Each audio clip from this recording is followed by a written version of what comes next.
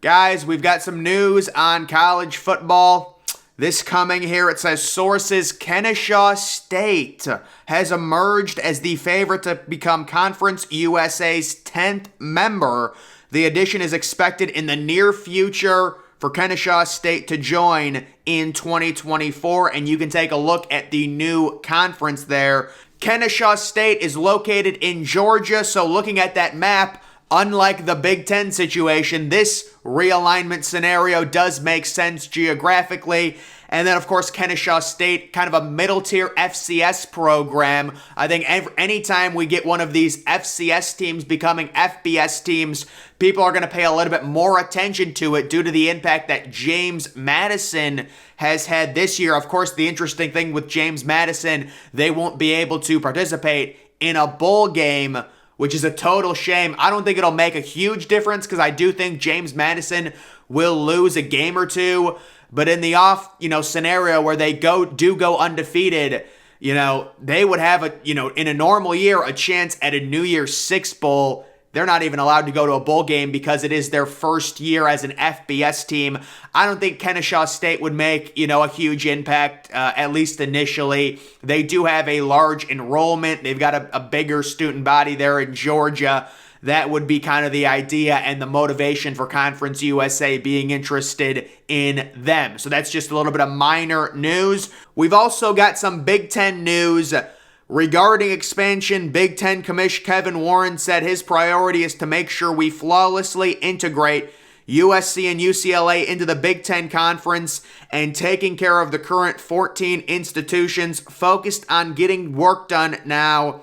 Said needs to be mindful on expansion. So they're being mindful of it. Seems like they want to make sure USC and UCLA are in and they're all settled by 2024.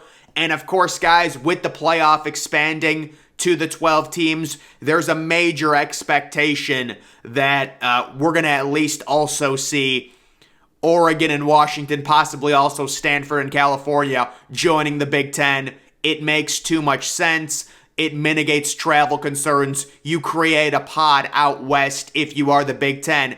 And then again, guys, I would say that it's more of a pod structure if you get to 20 teams with all of those West Coast teams facing each other and then facing a few teams from, the other side of the country. It mitigates the concerns. Right now, you're talking about UCLA and USC traveling cross country in a plane, 4 or 5, maybe 6 times a year. That's a major disadvantage for them, certainly in my opinion. So that's why the Big Ten would eventually be expanded to the 20 teams. That would be one of the bigger reasons.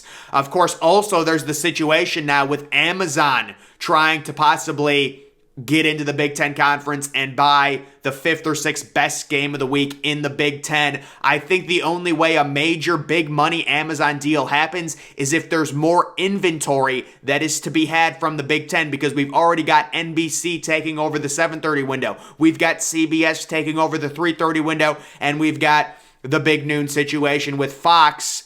So there would need to be more inventory. How do you create more inventory? You get a team like Oregon, who's very solid, into the Big Ten. You get a team like Washington, who's been competitive, into the Big Ten. That gives you more games, more weapons, more money, more inventory, more content for a potential big deal with a streaming service if they want to go with Amazon.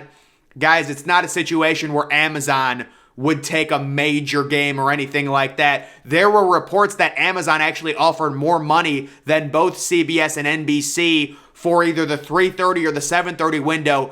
The Big Ten turned it down because the Big Ten is not in a position that the NFL currently is in. You take a look at the NFL. The NFL is so big at this point, they can go to streaming and know in their head, yeah, we're going to lose fans or not as many people are going to be able to watch this. But because the NFL is so big, it doesn't matter if they lose fans. It matters for college football. It matters for these conferences. So the Big Ten says, listen, we have Amazon offering us all this money. We can't accept it because we got to stay on cable. We got to make sure everyone sees us. But if you do expand the teams, you get more inventory. You create matchups like, I don't know, Michigan State at Oregon or something like that. you put that game on Amazon. It gives you more inventory. You do another massive deal with them. You get more money that way. So that's what I expect to happen for the Big Ten. And then there's also the idea, they're floating this around, which I don't think this is going to work, but it says the Big Ten basketball tournaments should never be played in LA. So there was a rumor, or I guess Kevin Warren was talking about possibly the Big Ten basketball tournament in LA or on the West Coast.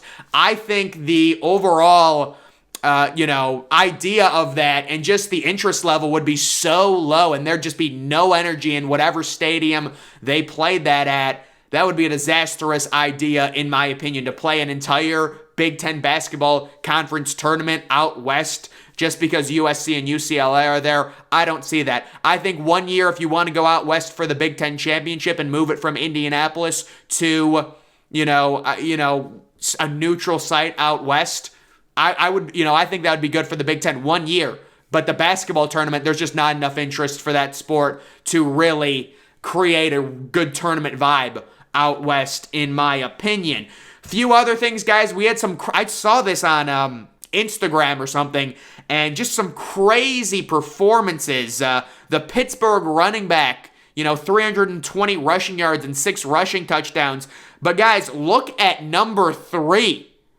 I don't know if this kid's a cornerback or a safety. 4 interceptions and 2 pick sixes, and people were rightfully saying in the comments, that's got to be number 1, man. Listen, running for 320 yards and 6 touchdowns is crazy, but 4 interceptions by yourself and 2 pick sixes in the same game, that's got to be number 1. That's got to be number 1. So I just thought that was interesting.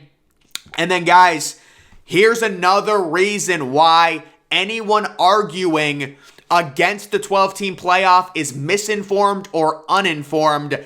There's so much good that comes from this. Alabama's non-conference schedule is a perfect example of this. Guys, Alabama is scheduling multiple home and homes aggressively in the future for college football. The 12-team playoff will allow teams to schedule out of their conference more aggressively, because if you are Alabama, you're not worried about losing a conference game, an out-of-conference game, and it ruining your chances at a 4-team playoff. Now you've got room for error. This is exactly what we need. We get more games that are meaningful. We eliminate Austin Peay at Alabama and exchange it for a Wisconsin and Alabama home and home. That's what we're doing in college football. That's why we create the 12-team playoff, because we don't want non-conference schedules like the one that Michigan just had, like the one that UCLA just had, and a 4-team playoff. The reason Michigan has that non-conference schedule in part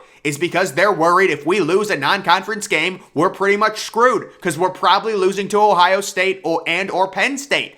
So it's like, why perjure ourselves? Why run that risk? Let's mitigate the risk in the non-conference. And if we lose to Ohio State and that's our only loss, we still have an outside chance at being a 1-loss non-conference champ that makes the playoff. As opposed to we play a non-conference game versus a Notre Dame versus a good school. We've seen them lose to Notre Dame in the non-conference. We've seen them lose to other teams in the non-conference. You have no margin for error. Now you have a margin for error. Now you lose a non-conference game. You could lose a conference game as well. You could have 2 losses and you're making the playoffs still with a 12-team format. So the 12-team playoff brings so much good. That's not even to mention the situation with, now all the New Year's Six Bowls mattering, not having players sit out of the Rose Bowl like last year with, I believe Garrett Wilson sitting out, things like that, players sitting out, Kenny Pickett sitting out of the Peach Bowl. There is so much more good that comes from an expanded playoff than bad. The people that are arguing against the playoff, I don't think they fully understand why the playoff must evolve and expand for the better of college football. I understand you like the exclusiveness, you like the idea that 1 week can ruin your season, but you do understand that's also the reason Michigan is facing UConn, right? Because if 1 week can ruin your season, then Michigan's not going to schedule anyone hard out of conference. You have to think. Okay, so if we bring the playoff to 12 teams, now Michigan is like, listen, we can lose a non-conference game and be fine in a 12-team playoff format. It's a lot more realistic. That's exactly what should be happening. And we're seeing Alabama now. They know the playoff is expanding possibly as early as 2024, that's the expectation. They're going to try and fast track it and expand it, starting in 2025. There's a major meeting, I think, coming up, an in-person meeting in late October. We'll see what happens there. And then, guys, we saw this, and I don't know if you saw this announcement. Big Noon is the biggest joke in college football. So Big Noon, guys, Big Noon, their slogan is, "Oh, we do the biggest game."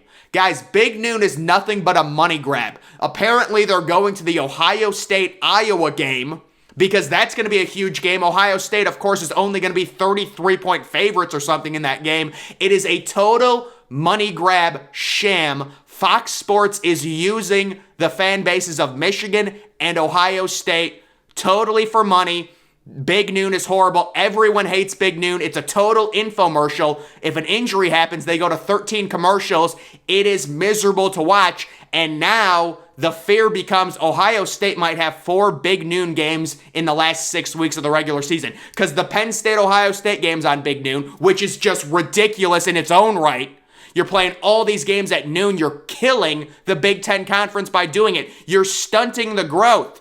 I don't need the games on at 7:30, but at least make them in the afternoon.